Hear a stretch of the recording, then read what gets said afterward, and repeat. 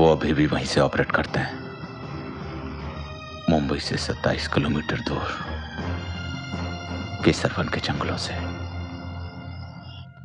जिंदगी कभी न खत्म होने वाली एक जंग है,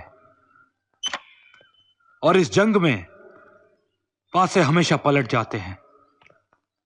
अपनी ही मिसाल ले लो। कल का शिकारी आज एक शिकार बन चुका है।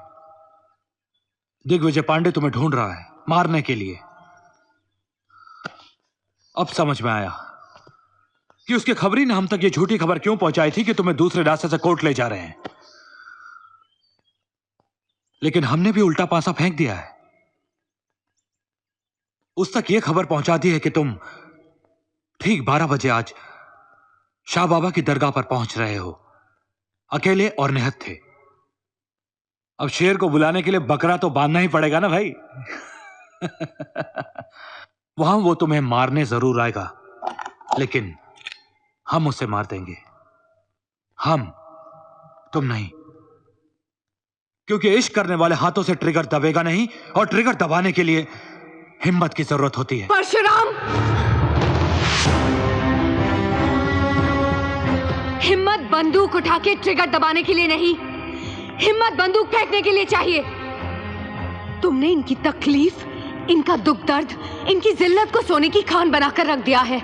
इसी को पूंजी बनाकर तुमने आतंकवाद की दुकान खोल रखी है। परशुराम, तुम्हारी और तुम्हारे संगठन की लड़ाई तब जायज होगी जब ये लड़ाई न्याय के लिए लड़ी जाएगी, बदले के लिए नहीं। देखो आदित्य, मैं जानती हूं तुम्हारे पिता के साथ क्या हुआ था। उसके लिए मैं तुमसे माफी मांगती हूं। तुम्हारे पिता के खून के छींटे हमारे पूरे डिपार्टमेंट पे हैं। आदित्य, तुम मेरे साथ चलो, मैं तुम्हें न्याय दिलाऊंगी। प्रभा जी, एक मिनट। आपको यह गलतफहमी बिल्कुल नहीं होनी चाहिए कि आप यहां आई हैं, बल्कि हमने आपको यहां तक आने दिया है। और आपके इन उल जुलूल विचारों से हम कतई सहमत नहीं। मानता हूं कि हमारी लड़ाई एक है, सिर्फ तरीके अलग हैं। और आप ये बार बार जिसे आतंकवाद का नाम दे रही हैं, यह हमारे लिए बगावत है। इस भ्रष्ट समाज और दिग्विजय पांडे जैसे लोगों के खिलाफ, जिसका अंत सिर्फ और सिर्फ गोली कर सकती है, ना कि तुम्हारा कानून या दंड। छोड़ दे ये दो नाली परशुराम। इसने गांधी को नहीं पहचाना तो तुझे क्या पहचानेगी। आदित्य, मुझे एक मौका दो। थूक देना मेरे ऊपर अगर मैंने दिग्विजय की वर्दी ना उतरवा दी तो। दिग्विजय के खिलाफ मुझे पहली बार ठोस सबूत मिला है। अब वो नहीं बच पाएगा। जरा सोचो आदित्य, बंदूक से बदला लेके तुम सिर्फ एक दिग्विजय को मारोगे, मगर उसे कटघरे में खड़ा करके तुम हमारे उस सिस्टम को नंगा करोगे जिसने आतंकवाद को खत्म करने के लिए एक दूसरे किस्म के आतंकवाद की शुरुआत कर दी है। ये अपने आशिक को किस मुसीबत में डाल दिया भाई, हैं? आगे कुआं पीछे खाई।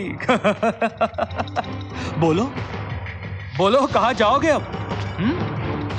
उस सिस्टम का दरवाजा खटखटाने जिन्होंने तुम्हारे बाप के गायब हो जाने पर FIR तक दर्ज नहीं करवाई, या उन पुलिस वालों का हाथ थामने जिन्होंने तुम्हारे बाप के मुंह पर पेशाब कर दिया था और फिर गोली मार दी थी?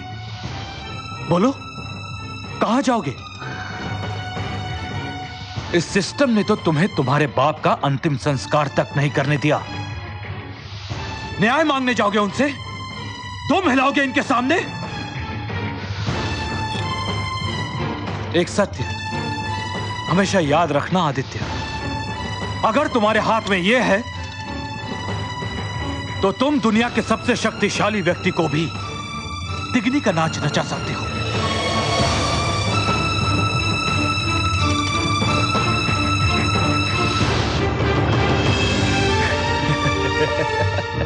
अपने लिए समाज में वापस आने का दरवाजा हमेशा के लिए बंद मत करो आदित्य, प्लीज। बस प्रभा जी, बस बहुत हुआ। अब देखिए, हमारी मेहमान नवाजी का दुरुपयोग मत कीजिए। अब जब तक हमारा काम नहीं हो जाता, मेरे छोकरे आपका ख्याल रखेंगे। बाय।